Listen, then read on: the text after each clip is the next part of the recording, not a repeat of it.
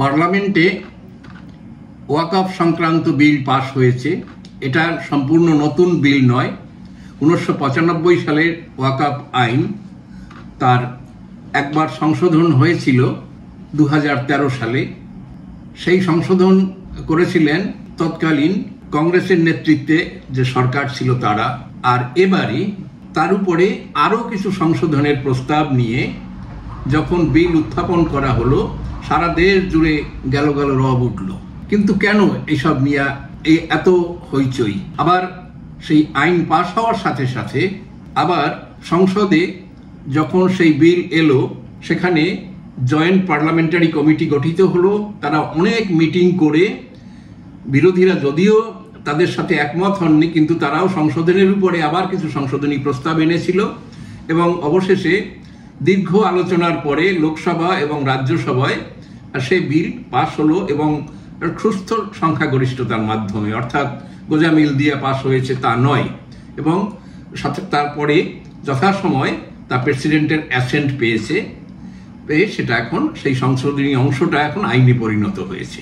কিন্তু তারপরে কোনো রাজনৈতিক দল, অর্থাৎ বিশেষ করে বিরোধী দলেরা, তারা হাত ধুয়ে ফেলেছে। তারা মনে করলেন, যেমন শিবসেনার উদ্ধব ঠাকরে গ্রুপ, তারা বললেন যে না, আইন টাইন পাশ হয়ে গেছে, এখন আর আমাদের এই নিয়ে কিছু বলার নেই। ঠিক তামিলনাড়ুর মুখ্যমন্ত্রী বলল, ঠিক আছে, আইন পাশ হয়ে গেছে, সে নিয়ে আমাদের বক্তব্য নেই, কিন্তু এ নিয়ে আমাদের রাজনৈতিক অবস্থানে আমরা অনড় থাকবো। ঠিক আছে, তারাও ঠিক আছে। কিন্তু কোনো রাজ্যে হঠাৎ করে একেবারে একটা হইচই কাণ্ড শুরু হয়ে গেল, যেমন হয়েছে পশ্চিমবঙ্গে, যেমন হয়েছে তেলেঙ্গানাতেও অবশ্য এই সীমা ছাড়িয়ে যায় নাই। পশ্চিমবঙ্গে মধ্যে গোলমাল এতটাই ছড়িয়ে গেছে যে অন্তত 3 জন মারা গেছে। এর মধ্যে লোকেরা ঘর ছাড়া হয়েছে, লুটপাট হয়েছে, মানুষ সেখানে বাড়িঘর ছেড়ে তারা অন্য রাজ্যে, অন্য জেলায় তারা আশ্রয় নিতে বাধ্য হয়েছে। সেখানে পুলিশের ভূমিকা নিয়ে প্রশ্ন, এবং সেই কারণে হাইকোর্টের অর্ডারে সেখানে কেন্দ্রীয় বাহিনী এসেছে। কিন্তু কেন্দ্রীয় বাহিনীর উপরেও আবার অপবাদ দেওয়ার একটা রাজনৈতিক অপচেষ্টা সেটা চলছে। সব মিলিয়ে পশ্চিমবঙ্গের মানুষ এই মুহূর্তে বিশেষ ভালো নেই। কিন্তু কথা কি নিয়ে এই আপত্তি এবং তীব্রতা? এটা ওয়াকফ নিয়ে। ওয়াকফ ব্যবস্থাটা সম্পর্কে আমাদের কি তেমন কোনো ধারণা আছে? সবাই কি জানেন? আমাদের সমস্ত রাজনৈতিক নেতারা কি জানেন? এমনকি যে মুসলমান সম্প্রদায় গেল রব তুলে ঝাঁপিয়ে পড়েছে আন্দোলনে, তারাও কি সবাই বিষয়টা জানেন যে ওয়াকফ কি এবং সেটা তাদের কোন কাজে লাগে? আমরা সেই বিষয় বিস্তারিত বলার জন্য আজকে আমাদের এই ভিডিও। এটা শেষ পর্যন্ত শুনুন, লক্ষ্য করুন যে এর বিষয়টা কি আছে এবং এটার ভালো এবং মন্দ দিক কি। ওয়াকফ হলো একটা আরবি শব্দ। ইসলামের শুরুর দিক থেকে এই শব্দটা এসেছে এবং সে সময় যদিও পরিষ্কারভাবে ওয়াকফের ধারণা ছিল না, কিন্তু ধীরে ধীরে ইসলামী শাসন বিস্তারের সাথে সাথে যেসব জায়গায় ইসলামী শাসন ছড়িয়েছে সেখানে এই ওয়াকফের ধারণাটা পৌঁছেছে। এটা কি? এটা হলো একটি আরবি শব্দ যার আক্ষরিক অর্থ হলো কেড়ে নেওয়া, আটকে দেওয়া বা মুক্ত করা। কিরকম? যে ব্যক্তিগত মালিকানা থেকে মুক্ত করে কোনো সম্পত্তি হেফাজত করে তা আল্লাহর কাছে হস্তান্তরিত করা হয়। তার ফলে মূল মালিকের যে অধিকার, অর্থাৎ আগে যে মালিক ছিলেন তার অধিকার সেখানে আটকে যায়। এই আটকে যাওয়াটাই ওয়াকফের মূল কথা। এবং আল্লাহর কাছে যদি সেটা সুপর্দ হয়, সেটা আল্লাহর কাছেই থেকে যায়। এখন এর পুরো নাম, আরবিক যে শব্দটি তার, যে ওয়াকফ, সেটা ওয়াকফ আলাল আওলাদ, অর্থাৎ নিজের পরিবারবর্গ এবং পুত্র কন্যাদের ভবিষ্যতের কথা চিন্তা করে এইভাবে সম্পত্তি ওয়াকফ করা যায়, অর্থাৎ সেটা আর কোথাও যাবে না। এছাড়াও সময়ের প্রবাহের সাথে সাথে আরো এক ধরনের ওয়াকফের কথা পাওয়া যায়, সেটা ওয়াকফ ফি সাবিলিল্লাহ।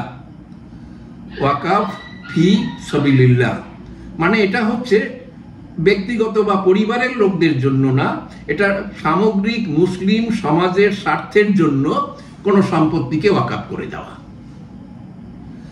আর কখনো কখনো এই দুটোকে মিলিয়ে মিশ্র ধরনের ওয়াকফ তারও অস্তিত্ব লক্ষ্য করা যায়। অর্থাৎ মানুষের উপকারের জন্য নিজের পরিবারের বা বংশধরদের ভরণ পোষণ বা তাদের ভবিষ্যতের কথা ভেবে অথবা মুসলিম সমাজের কথা ভেবে বা একই সাথে যৌথভাবে এই দুটো গ্রুপের উপকারার্থে সম্পত্তি ওয়াকফ করা যায়। এখন এটা কিরকম? যেটা এক ধরনের ধর্মীয় এন্ডাউমেন্ট, ইংলিশ শব্দ, যাকে ফাউন্ডেশনও বলা যায়। অর্থাৎ সেখানে মূল যে জিনিসটা, মূল যে সম্পত্তিটা, সে সম্পত্তিটাকে কিন্তু কিছু নষ্ট করা যাবে না। সেখান থেকে যে প্রফিট আসবে, যে লাভ হবে, যদি জমি হয় সেখানে চাষ করে যে ফসল হবে, যদি একটা দোকান ঘর হয় সেটাকে ভাড়া দিয়ে যে ভাড়া পাওয়া যাবে, শুধু সেই টাকাকে এখানে কাজে লাগানো যাবে। এখানে যিনি সম্পত্তি ওয়াকফ করলেন, অর্থাৎ যার সম্পত্তি ওয়াকফ করা হলো, তাকে বলা হয় ওয়াকিফ। এবং সেই সম্পত্তিটা যার মাধ্যমে দেখাশোনা হবে, আল্লাহর পক্ষ থেকে যে দেখাশোনা করবে, তাকে বলা হয় মুতওয়াল্লি। এই মুতওয়াল্লির একটা ভূমিকা হচ্ছে, সে অনেকটা যেমন সাধারণ আইন, ট্রাস্ট আইন, তার আন্ডারে যেন ট্রাস্টিরা থাকেন, মুতওয়াল্লিও ঠিক সেই টাইপের কাজ করে। এখন এ সম্পর্কে যারা মুসলিম পণ্ডিত, তাদের নানান ধরনের মত আছে, তারা আলাদা, সবাই একমত হতে পারেন নাই। যেমন আমরা এক জায়গায় পাচ্ছি যে ইমাম আবু ইউসুফ এবং ইমাম মুহাম্মদ, তারা বলছেন ওয়াকফ হলো কোনো জিনিসের উপর থেকে ওয়াকিফের অধিকার মুক্ত হয়ে আল্লাহর কাছে সুপর্দ হবে, আল্লাহ তার মালিক হবেন এবং তা থেকে উৎপন্ন বা লাভ এটা স্থায়ীভাবে মানুষের কল্যাণে ব্যয়িত হবে।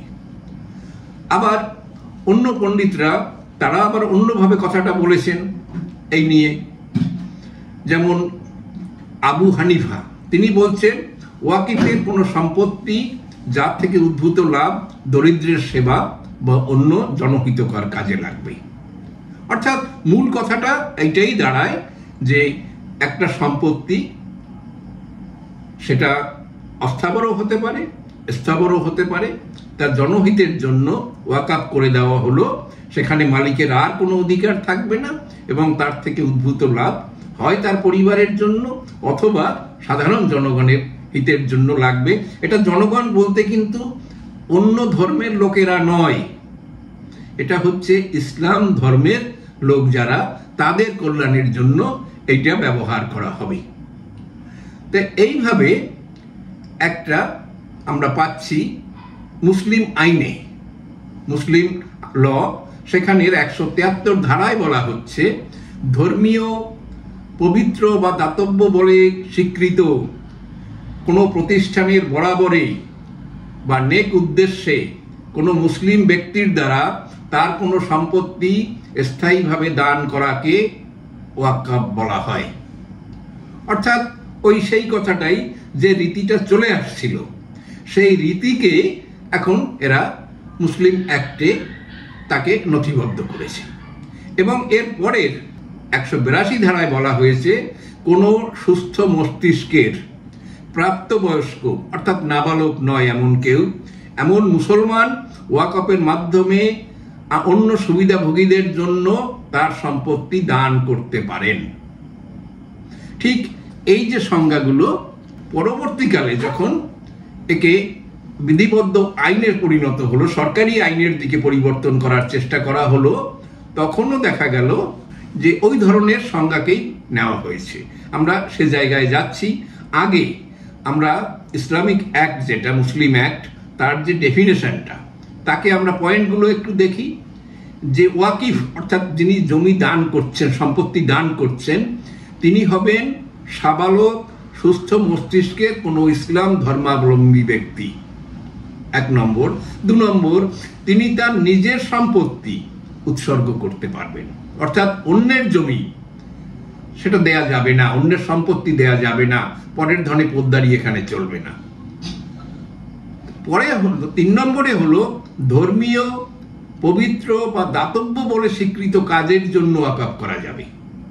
অর্থাৎ যে পারপাস, সেটা হচ্ছে ধর্মীয় উদ্দেশ্য, কোনো পবিত্র কাজ, ইসলাম ধর্মের স্বীকৃত কোনো কাজ, সেখানে তার জন্যই এটা করা যাবে। 4 নম্বর হচ্ছে যে দানের উদ্দেশ্য ইসলাম ধর্মসম্মত হতে হবে। যেটা অন ইসলামিক বা ইসলাম ধর্মে যে কাজের স্বীকৃতি নেই, যেমন এরা উদাহরণ দিয়ে দেখিয়েছে যে কাফেরদের যে উপাসনালয়, যেমন হিন্দুদের মন্দির নির্মাণের জন্য কোনো ওয়াকফ করা যাবে না। নাস্তিক্যবাদী পুস্তক প্রকাশের জন্য, অর্থাৎ আল্লাহর উপরে বিশ্বাস নেই এমন মত প্রকাশ করে সেই ধরনের কোনো বইপত্র প্রকাশ করার জন্য বা প্রচার করার জন্য ওয়াকফ করা যাবে না। কোনো পীরের দরগায় বাতি জ্বালানো বা সুগন্ধি দেওয়া, তার জন্য ওয়াকফ করা যাবে না, কারণ এই কাজগুলো বিশুদ্ধ ইসলাম ধর্মসম্মত নয়। কারণ এই পীরের দরগা এসবগুলো ইসলাম ধর্মে এটা ফলো করে না, স্বীকার করে না। নেক্সট, যিনি ওয়াকফ করবেন সেই ওয়াকফ করার সময় সেই ব্যক্তিকে কিন্তু ঋণ মুক্ত অবস্থায় থাকতে হবে।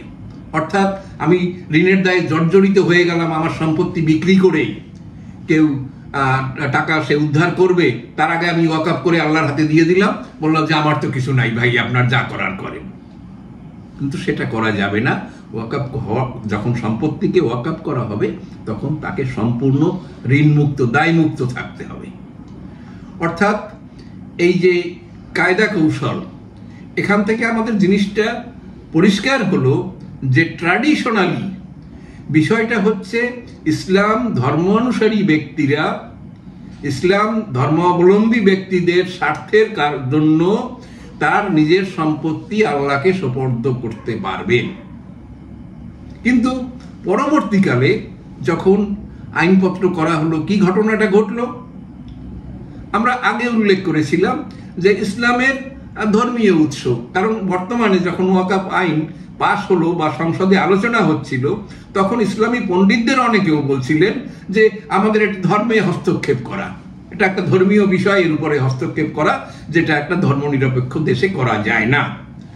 কিন্তু বাস্তবে কি তাই?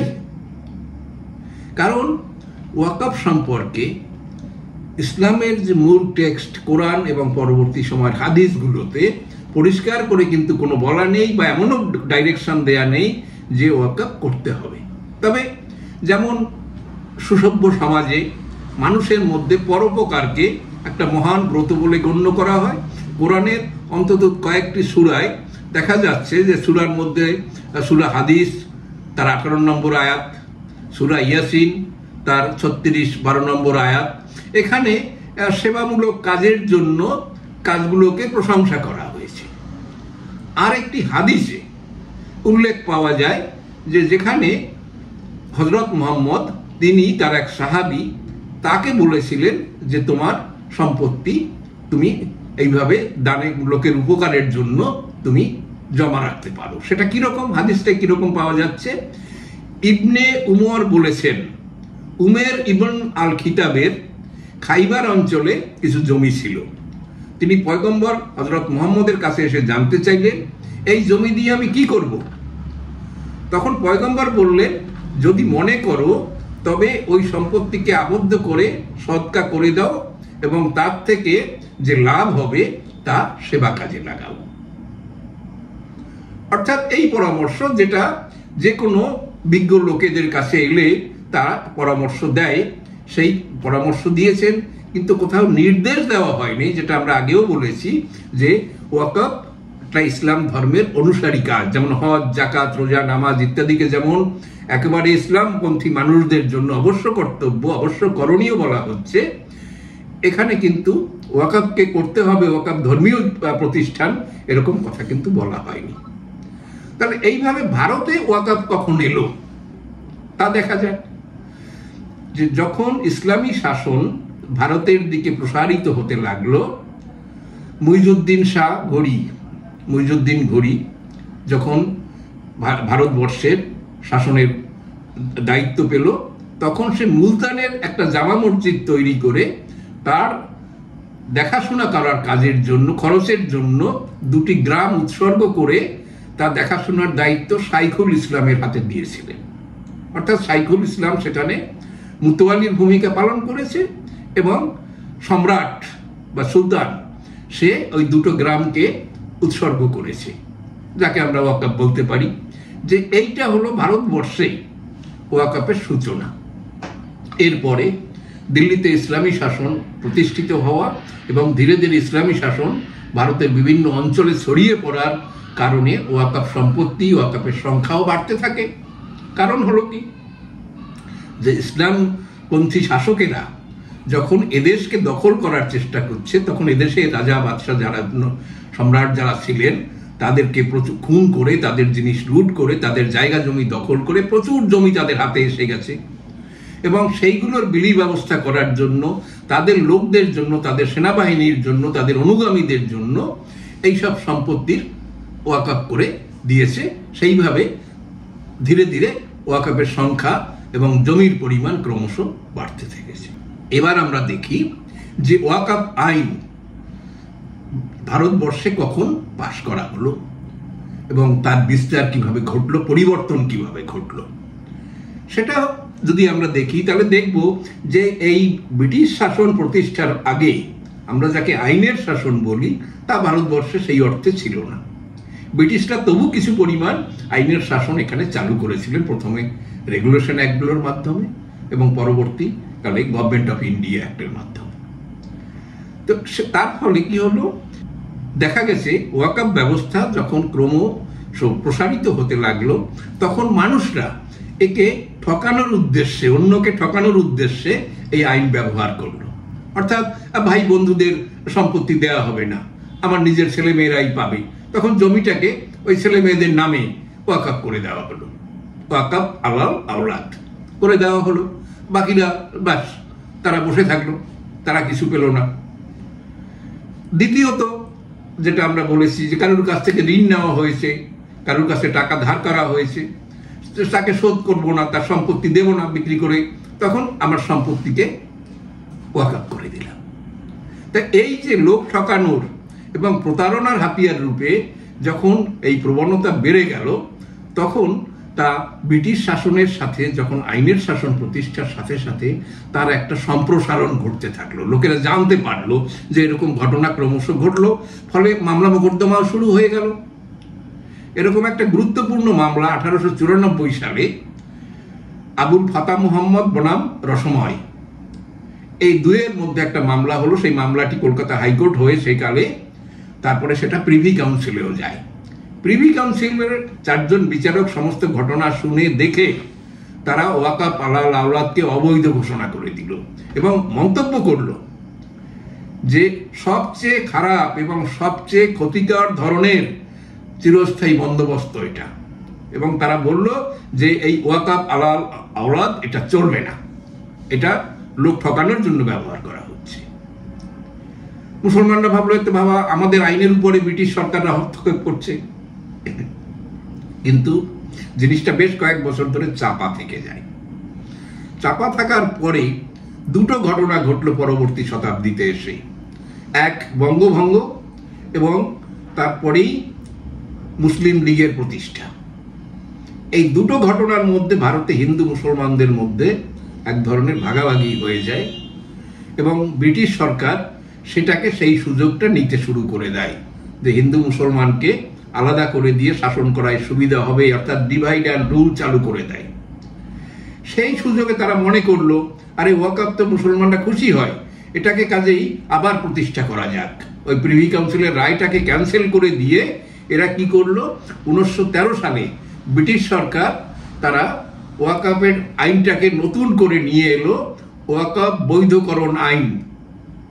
অর্থাৎ এটাকে বৈধ বলে ঘোষণা করা হলো, যেটা প্রিভি কাউন্সিল অবৈধ করেছিল। অর্থাৎ মুসলমানদের বিশ্বাসভাজন হওয়ার জন্য একটা ইসলামী প্রথাকে আইনি বৈধতা দিল ব্রিটিশরা প্রথমে। সেখানে এই জিনিসটা শেষ হলো না। এরপরে স্বাধীন ভারতে সেই সময় কংগ্রেস সরকার তারা জিনিসটাকে আবার রাজনৈতিক উদ্দেশ্যে ব্যবহার করা শুরু করে দিল। তারা 1954 সালে আগের সব আইন টাইনকে ফেলে দিয়ে তারা নতুন করে এক আইন পাশ করল। সেই আইনে মোটামুটি ভাবে তারা যেটা করলো যে 1913 সালের সেই ডেফিনেশন, যেটা মুসলমানের নেতৃত্বে মুসলমানের সম্পত্তি মুসলমানদের হিতার্থে ওয়াকফ করা যাবে, এই ডেফিনেশনটাকে তারা 1954 সালেও রেখে দিলেও এর মধ্যে আরেকটু জিনিসের মধ্যে ঢুকিয়ে দিল। সেটা কি? সেটা হলো এরা বলল যে ব্যবহারের ফলে যে সম্পত্তি সেটাও ওয়াকফ সম্পত্তি বলে গণ্য হবে। এটা কেন করা হয়েছিল? যে আমরা জানি চিরস্থায়ী বন্দোবস্তের ফলে এদেশে যে জমিদারি প্রথার উদ্ভব হয়েছিল, সেই জমিদারি প্রথাতে অধিকাংশ জমিদাররাই ছিলেন হিন্দু, কিন্তু হিন্দু হলেও তাদের রায়তদের মধ্যে, প্রজাদের মধ্যে প্রচুর পরিমাণে লোক ছিল মুসলমান। সেই মুসলমানদের কাজের সুবিধার জন্য, ব্যবহারের জন্য মসজিদ, কবরখানা, ঈদগাহ এরকম বিভিন্ন জায়গা তাদেরকে খাজনা বিহীন হিসাবে, অর্থাৎ হিন্দুদের ক্ষেত্রে যেটাকে দেবোত্তর সম্পত্তি বলা হয়, সেইভাবে সেই জায়গাগুলো দেওয়া হয়ে গেছিল। জমিদারি প্রথা বিলুপ্ত হলেও ওই জমিগুলোর ব্যবহার যেটা, সেটা ওই মুসলমান প্রজারা করে আসছিল সেইভাবে। সেই ঈদগাহে তারা ঈদের নামাজ পড়তো, মসজিদে তারা রেগুলার নামাজ পড়তো, কবরখানা ব্যবহার করত। কাজেই সেই জায়গাগুলোকে ওয়াকফের আওতায় নিয়ে যাওয়া হলো। অর্থাৎ এই প্রথম উৎসর্গ না করা সত্ত্বেও ভিন্ন ধর্মের লোকদের সম্পত্তি বা সরকারি সম্পত্তি তাকেও ওয়াকফ সম্পত্তি বলে গণ্য করার একটা সুযোগ নিয়ে আসা হলো। ডেফিনেশনটা প্রথমে মনে হবে যেন এটা বেশ সাধারণ জিনিস, এমন কিছু না, কিন্তু এর যে ইম্প্যাক্ট সেটা অত্যন্ত গভীর। এভাবে বেশ কিছুদিন চলার পরেই কংগ্রেস সরকার দেখলো যে না, মুসলমানদের আরো একটু খুশি করতে হবে, কারণ তখন তাদের বিরুদ্ধ দলগুলো তারা তৈরি হয়ে গেছে। তার আগে একাধিকবার কংগ্রেস সরকারকে হারিয়ে অন্য রাজনৈতিক দল ক্ষমতায় এসেছে। কাজেই একটা ভোট ব্যাংককে তারা ঠিক রাখার জন্য, মুসলমান ভোট ব্যাংক বিশেষ করে, তাদেরকে খুশি করার জন্য তোরা ওয়াকফ আইনকে আরো জোরদার করেছে। সে সময় কি করা হলো যে ওয়াকফ যে ডেফিনেশন, সেখানে বলা হলো ওয়াকফের মানে হলো মুসলিম আইন দ্বারা ধর্মীয়, ধার্মিক বা দাতব্য হিসাবে স্বীকৃত যে কোনো উদ্দেশ্যে যে কোনো ব্যক্তির দ্বারা যে কোনো স্থাবর অস্থাবর সম্পত্তি স্থায়ীভাবে উৎসর্গ করা যাবে। অর্থাৎ কি হলো এবারে? যে কোনো ব্যক্তির দ্বারা, অর্থাৎ ব্যক্তিটি কিন্তু আর মুসলমান থাকলো না, এবং যে কোনো সম্পত্তি, অর্থাৎ যেটা আমরা আগেই বলেছি মুসলমানের সম্পত্তি মুসলমানদের হিতার্থে ব্যবহার করা যাবে, কিন্তু এক্ষেত্রে কি হলো, অন্য ধর্মের লোকদের সম্পত্তি সেটাও মুসলমানদের হিতার্থে ব্যবহার করা যাবে। অর্থাৎ 95 ডেফিনেশনে আবার একটু ঘুরিয়ে অন্য ধর্মের লোকের কথা, অন্য ধর্মের সম্পত্তিকেও ওয়াকফ আইনের দ্বারা নিয়ে যাওয়া, তাদের মধ্যে অন্তর্ভুক্ত করা হলো। এবং এখানে আর একটা ডেঞ্জারাস ঘটনা ঘটলো। এখানে ওয়াকফগুলোকে পরিচালনার জন্য 1954 আইনে সেখানে ওয়াকফ বোর্ড গঠন করার ব্যবস্থা হয়েছিল, এবং এই সময় অর্থাৎ 95 আইনে ট্রাইব্যুনাল গঠন করা হলো ওয়াকফ ডিসপিউটগুলোকে মীমাংসার জন্য। সেই ট্রাইব্যুনালগুলোর উপরে এমন ক্ষমতা দেওয়া হলো যে তারা ওয়াকফ বিষয়ক যাবতীয় দেওয়ানি মামলা তারা করতে পারবে, এবং তাদের যে রায় সেটা ফাইনাল বলে ঘোষিত হবে, তার কোনো আপিল করা যাবে না। অর্থাৎ পরোক্ষে এই আইনের দ্বারা সেই ওয়াকফ ট্রাইব্যুনালকে সুপ্রিম কোর্টের সমকক্ষ করে দেওয়া হলো। অর্থাৎ সুপ্রিম কোর্টে আপিলের জন্য যাওয়া যাবে না। ফলে ওয়াকফ যে কোনো সম্পত্তি, যা কোনো বিষয়কে ইচ্ছা হলেই তারা বলে দিতে শুরু করলো যেটা ওয়াকফ আইন, ওয়াকফ সম্পত্তি, এবং সেই সিদ্ধান্তটা ফাইনাল। এবং সরকারের উপরে এরকম নির্দেশ থাকবে যে ওই জমিকে 6 মাসের মধ্যে ওয়াকফের কাছে হস্তান্তর করার ব্যবস্থার দায়িত্ব সরকারকে নিতে হবে।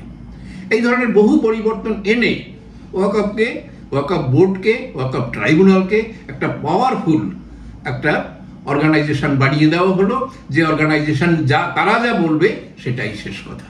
সেখানে অন্যের কোনো কথা শোনার বা বলার জায়গা নেই। ঘটনা সেখানেই থেমে থাকলো না।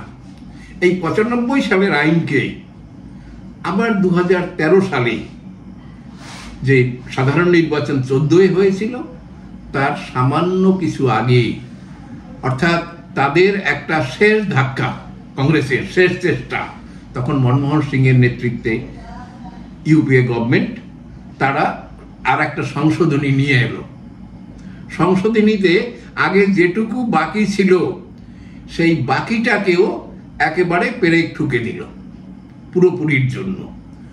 বলা হলো সেখানে এই সংশোধনীতে যে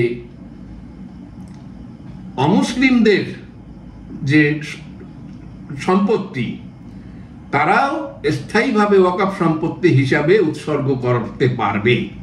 অর্থাৎ আগে ছিল নেওয়ার ব্যাপারটা দিল, বললো আর না বললো, এবারে বলা হলো এই যে আল্লাহর নামে যে উৎসর্গ করা, ওয়াকফ করে দেওয়া, সেটা হিন্দুরাও করতে পারবে। এই জায়গাটাকে কেন্দ্র করে ধীরে ধীরে দেশের প্রচুর সম্পত্তি ওয়াকফ নিজেদের কাছে নিয়ে এলো।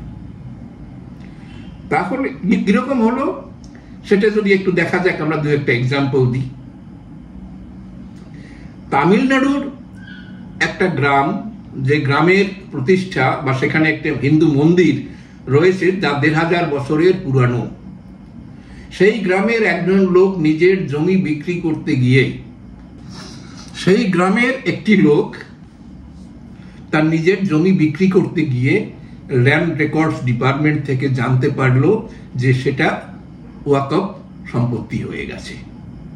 গ্রামের লোকেরা পাগল হয়ে গেল যে আমাদের সম্পত্তি কি করে ওয়াকফ সম্পত্তি হয়, আমরা জেনারেশন ধরে এখানে বসবাস করে এসেছি, কিভাবে এটা হবে? দেখা গেল শুধু সেই লোকটির না, পুরো গ্রাম ওয়াকফ সম্পত্তি হয়ে গেছে। ভাবুন, ইসলাম ধর্মের বয়স, হযরত মুহাম্মদের ইসলাম প্রচারের সময় তা 1500 বছর পূর্ণ হয়নি। অর্থাৎ তার আগে একটি হিন্দু গ্রাম, তাকেও ওয়াকফ সম্পত্তি বলে ডিক্লেয়ার করে ওয়াকফ তাদের হাতে নিয়ে নিয়েছে। ঠিক একইভাবে কর্ণাটকের একটা গ্রামের লোকদের প্রায় 12,000 একর সম্পত্তি, হঠাৎ তারা মিউটেশনের নোটিশ পায়। কি মিউটেশন? যে এটা ওয়াকফ সম্পত্তি হয়ে গেছে, ওয়াকফের নামে রেকর্ড হবে। কোথাতে? বলে যে এখানে আমরা জেনারেশন ধরে বাস করে আসছি, আমাদের সম্পত্তি, এই ওয়াকফ সম্পত্তি কি করে এটা হলো? এই বিষয়টা যখন আন্দোলন কৃষকদের দিক থেকে এবং কর্ণাটকের তখন বর্তমানে যে বিরোধী সরকার, বিরোধী পার্টি রয়েছে বিজেপি, তাদের আন্দোলনের ফলে সরকারের দিক থেকে সেই নোটিশকে প্রত্যাহার করা হয়েছে। কিন্তু এই যে ওয়াকফ যে সম্পত্তি নিয়ে নিয়েছে সেই অর্ডার কিন্তু এখনো প্রত্যাহার করা হয়নি। অর্থাৎ আবার যে কোনো সময়, যে কোনো সুযোগে ওই জমি কিন্তু ওয়াকফের নামে রেকর্ড হয়ে যাবে। এই ওয়াকফ বিল পাশের আগে কেরালার খ্রিস্টান সম্প্রদায়ের পাদ্রীরা, তারা সেই রাজ্যের এমপিদের রিকোয়েস্ট করেছিলেন যে তোমরা এই ওয়াকফের সংশোধনী আইনের পক্ষে ভোট দাও। কারণ কি? প্রচুর খ্রিস্টানদের সম্পত্তি তারা সেই রাজ্যের ওয়াকফ বোর্ড তারা দখল করে নিয়েছে। অর্থাৎ শুধুমাত্র হিন্দুর সম্পত্তি না, খ্রিস্টানদের সম্পত্তিও তারা নিচ্ছে। কিন্তু সম্ভবত সে রাজ্যের কোনো এমপি ওয়াকফের পক্ষে ভোট দেয় নাই, এই সংশোধনী বিলের তারা বিপক্ষেই ভোট দিয়েছিল। অর্থাৎ ওই পাদ্রী সাহেবের অনুরোধটা তারা কোনো কাজে লাগেনি। এই করে করে ঘটনাটা কি দাঁড়িয়েছে সেটা একটু দেখুন। যে গত বছরগুলোতে তারা যে সম্পত্তি দখল করেছে তার সংখ্যা হলো সারা ভারতে 8.7 লক্ষটি সম্পত্তি। 8.7 লক্ষ সম্পত্তি, যার পরিমাণ একরের যদি হিসাব করা হয় 9.4 লক্ষ একর।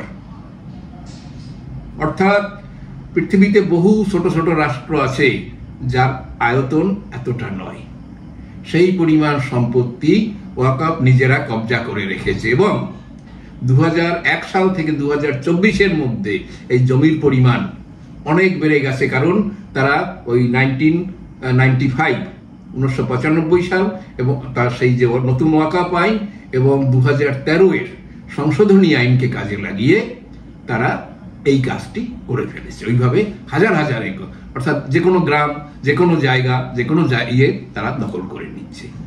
কিন্তু এই ওয়াকফের কি কাজ, উদ্দেশ্য কি ছিল? জনগণের হিত করা, মুসলমান সমাজের কল্যাণ করা। কিন্তু আজকে সমগ্র ভারতে দেখা যাচ্ছে যে মুসলমানরা পিছিয়ে আছে, সাধারণ মুসলমানরা পিছিয়ে আছে। কেন আছে মুসলমানরা পিছিয়ে আছে?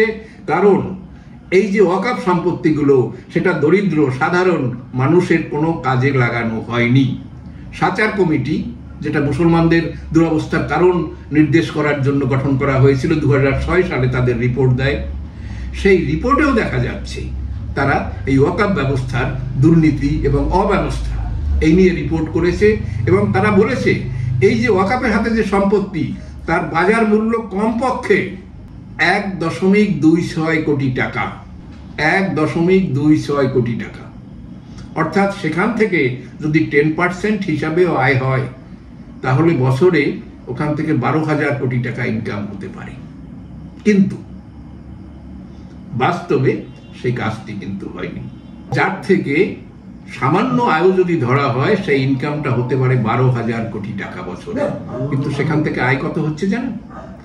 সেখান থেকে 2016 সালে আয় দেখা গেছিল মাত্র 150 কোটি টাকা এবং 2024-এ সেটা কমতে কমতে চলে এসছে 1.26 কোটি টাকা, অর্থাৎ 1,26,00,000 টাকা মাত্র। তাহলে এটা হচ্ছেটা কি? আমরা 8,70,000 যে সম্পত্তির কথা পেয়েছিলাম, তার মধ্যে মাত্র 3,56,051টি সম্পত্তি ওয়াকফ এস্টেট হিসাবে রেজিস্টার্ড করা হয়েছে। অর্থাৎ অব্যবস্থা, বোর্ডগুলো তাদের কাজ করেনি। এবং বাকি সব সম্পত্তি কি হয়েছে? যে ওয়াকফের সাথে সংশ্লিষ্ট উচ্চ বর্গের মুসলমান সম্প্রদায়ের লোকেরা, নেতা, মন্ত্রী বা এই বোর্ডের সদস্য, এর সাথে যারা প্রত্যক্ষ বা পরোক্ষভাবে যুক্ত, তারাই এইগুলোকে কবজা করে রেখেছে। যার জন্য এখান থেকে কোনো আয় হচ্ছে না। ওয়াকফের মূল পারপাস তা কিন্তু সার্ভ হচ্ছে না। এবং সেই কারণে আজকে ওয়াকফ বিল পাশ করার পরে যে গোলমাল হচ্ছে, সেখানে রাস্তায় বেরিয়ে কারা আগুন লাগিয়েছে, কারা অন্য লোককে খুন করেছে, তারা ওই দরিদ্র শ্রেণীর দুস্থ মানুষ, অসহায় মানুষ, তারা কিন্তু এই কাজগুলো করছে। কিন্তু তাদের যে ভালো হওয়ার কথা, সেটা কিন্তু হতে পারছে না। কারণ এই যে উচ্চবর্গের লোকেরা যারা এই জমিটাকে ব্যবহার করছে, ওয়াকফের সম্পত্তিগুলো যারা নিজেদের হাতে রেখেছে, তারা এদেরকে উস্কানি দিচ্ছে। কারণ একবার ওই নতুন আইন ইমপ্লিমেন্ট হতে শুরু করলে তাদের হাতে এইভাবে জমি দখল করা, জোর করে নিজেদের কাজে লাগানো, এই সুযোগ তারা হারিয়ে ফেলবে।